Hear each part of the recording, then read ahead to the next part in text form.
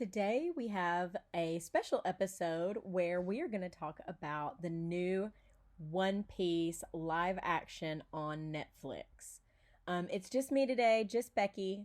Hopefully, we will have the whole crew back before long. So, One Piece was first in Shonen Jump as manga back in 1997, which is really easy for me to remember because that's the year I got married. So, One Piece is actually the same age as my marriage. It's been super popular all over the world, and I love that Netflix decided to make this into a live action TV show.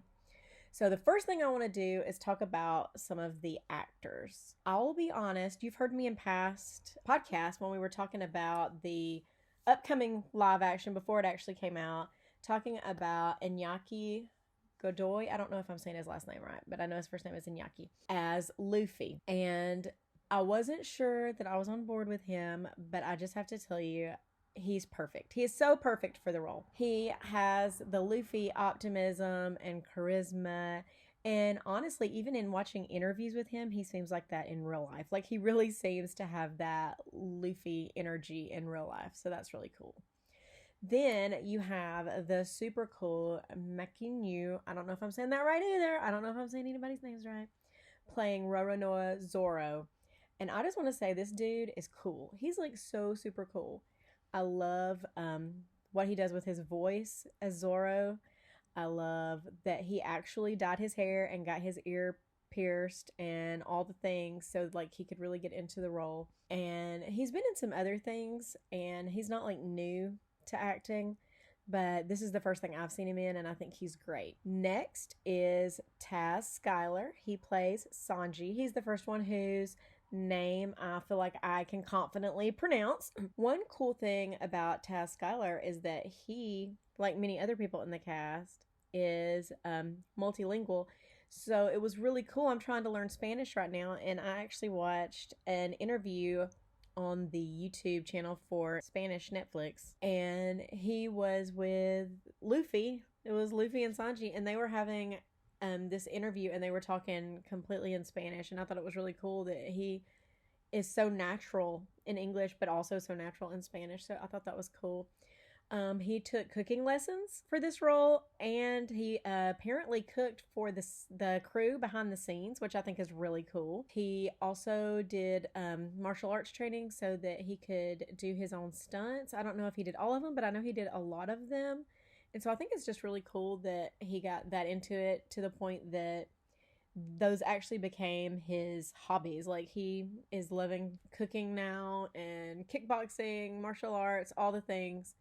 So that's cool. Next is Emily Rudd. She plays Nami. She is one of the ones that was actually a big One Piece fan already. A few of the cast members were, but she was a huge One Piece fan. She knows all the lore, all the trivia, and she is a great Nami. I feel like she, honestly, in the beginning, is actually more likable than the Nami in the anime. I just think she does a great job going between being sassy and fighting, and then she's being vulnerable and she needs help, and then she's being happy and she's a friend. I just think she does all of those great. Jacob Romero Gibson is Usopp, and let's just say I was wondering how they were going to do Usopp in live action because that's a unique look, you know what I'm saying?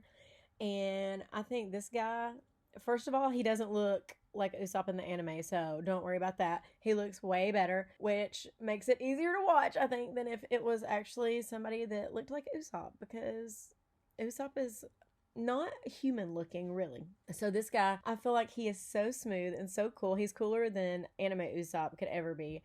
And I love how he tells his lies and does his exaggerating with kind of that little smirk on his face so that you know when he's not being completely honest.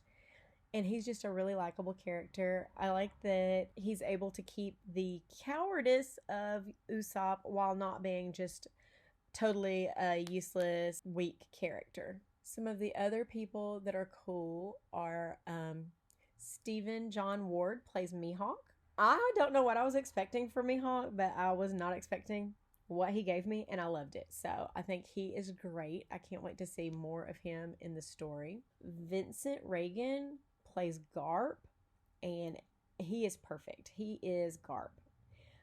He's been in a lot of other things. He's a veteran actor, but I feel like he really shines in this. And I feel like one of the things that he does great is he has that dichotomy of I am a Marine, I'm a super Marine, I wanted my grandkids to be Marines, and I am going to do what's right, and I'm going to catch him because he's a pirate. And then he really balances that out with this is my grandson and I love him and I support him and I want him to follow his dreams. He's over the top without being a caricature. Like over the top in a good way. Like he's bigger than life, but in a way that's completely believable. And then the last person that I want to talk about is Jeff Ward, another Ward here, who plays Buggy. He reminds me a lot of Andrew Scott's Moriarty in Sherlock. He's kind of insane like that, insane in a completely good way that makes him a good foil for Luffy. And I feel like even though he is like a villain and terrible, he's still kind of likable and funny, just like Buggy in the anime is. And so I feel like he did a really good job of bringing that to life. I will say the scenes with Buggy in the beginning where they're under the big top there are some of the most disturbing to me in the entire show. The people being chained to their seats and stuff, the children, it was a little disturbing, not gonna lie. So we've talked about the characters. Let's actually talk about the show. So the set design I think is amazing. I feel like it looks very stylized. It looks very surreal. The sets are realistic while also being completely dreamlike, if that makes sense. So like I'm not distracted by the fact that everything is so fantastical because they did such a good job. Everything doesn't look like CGI, which is something I was really worried about. Everything looks real and it looks good. And the costumes I feel like are on point. They're amazing. I feel like the costumes came straight out of the manga, straight out of the anime, and just fit in perfectly. Now, one thing that I do know that some people probably have a problem with is that it does not stay true to the actual story. So, because it is live action and because they can't make one fight scene last for 7 episodes, they have to do a few changes. So, you're going to find there are characters in places where they shouldn't be, where they were not in the anime. You're going to find that some people do things that they didn't do in the anime, or they don't do things that they did do in the anime. The biggest thing that I noticed is people just showing up completely out of place. So there are times where Buggy is on screen where he was not in the anime. And Arlong shows up at places where he was not in the anime. But I do understand to make it fit into a live action show, that has to be done. And I feel like they did it well. I feel like the changes, even though some of them are significant, I feel like they didn't take away from the story. As far as the visual effects, I'm going to say that the only time I ever notice any kind of special effects is sometimes in fight scenes. And they're done really well, don't get me wrong. But sometimes you can just tell, like, he's on a wire. Like, this guy is, the way his body is, like, he's floating on a wire. You can tell that some of the things are CGI, but it's done really well. And none of it is distracting. And honestly, I feel like because it is an anime that they're taking this from, I honestly feel like it kind of adds to it to not be as realistic on those things. The character development goes a little faster. The pacing is a little faster than it is in the anime because they were trying to fit it in just into... They did the entire anime up until the fall of Arlong Park in this first season.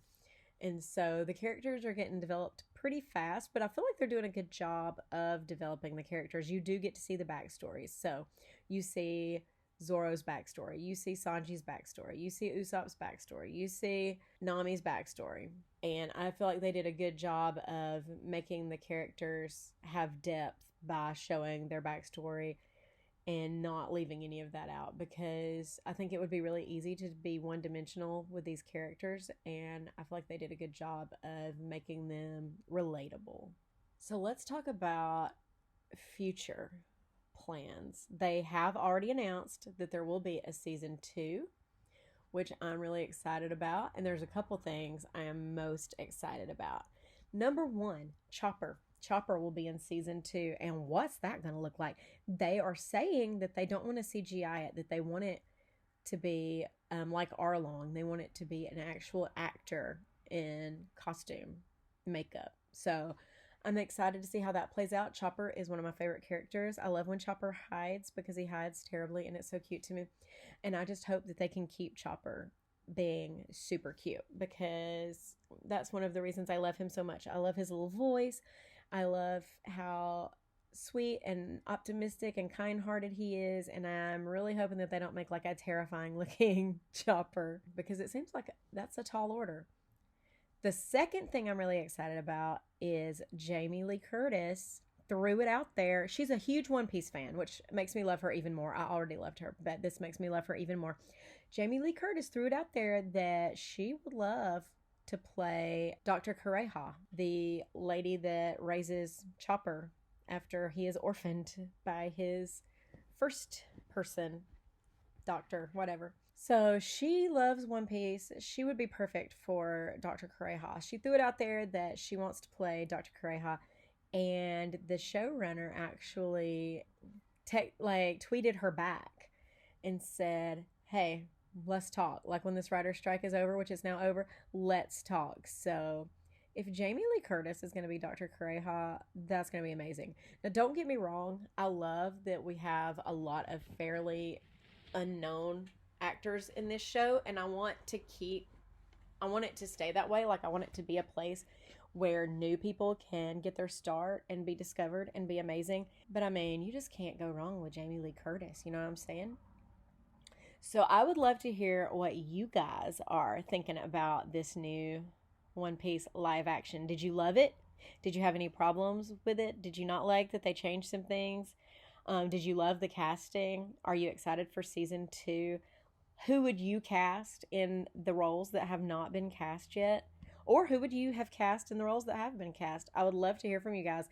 Leave it in the comments to this podcast, or you can send us a message on our website, animefanjutsu.com. And we look forward to hearing from you. Talk to you next time.